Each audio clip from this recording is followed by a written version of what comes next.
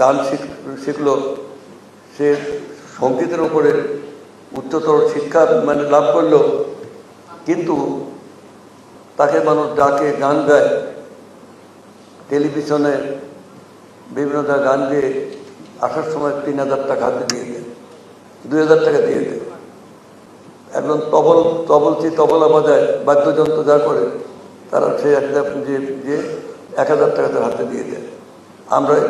আমরা এই করোনার পাত্র, দয়ার পাত্র আমরা আমাদের মানে সংস্কৃতি কর্মীদের আমরা হতে দিতে চাই না। আমরা চাই যে তারা একটা পেশা হিসাবে নিক। তাদেরকে আমরা মানে কীভাবে করে এটা আমরা চিন্তা করছি যে প্রত্যেক শিল্পকলা একাডেমি আমাদের সারা দেশেই আছে, সমস্ত জেলায় এবং উপজেলা আমরা করব। সেখানে যারা সেবী সংস্কৃতি কর্মী থাকবে, তাদেরকে আমরা শিক্ষা মন্ত্রণালয়ের সাথে আমাদের কথা হয়েছে, আমরা প্রত্যেক স্কুলের, কলেজে এদেরকে আমরা কর্মসংস্থানের ব্যবস্থা করব।